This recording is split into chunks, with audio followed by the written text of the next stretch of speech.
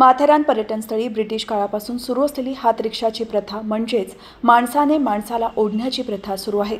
देशाच्या स्वातंत्र्याच्या 78 वर्षांनंतरही हाताने ओढल्या जाणाऱ्या रिक्षांच्या वापराबद्दल नाराजी व्यक्त करत सर्वोच्च न्यायालयाने बुधवारी महाराष्ट्र सरकारला माथेरानमधील ही अमानवी प्रथा 6 महिन्यात थांबवण्याचे आणि त्याऐवजी ई-रिक्षाकडे वळण्याचे निर्देश दिले।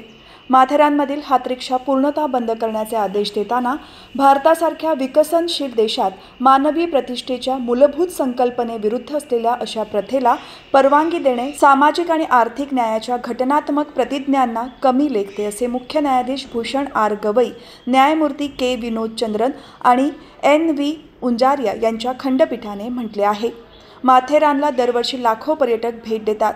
गुजरातमधील केवडिया येथील सरदार पटेलांचा सर्वात उंच पुतळा असलेल्या ठिकाणी स्थानिकांना ई-रिक्षा भाड्याने देण्यात आल्या आहेत। त्याप्रमाणे माथेरानमधील स्थानिकांना ई-रिक्षा भाड्याने देता येतील का याबाबतचा आढावा घेण्याचे निर्देश राज्य सरकारला देण्यात आले।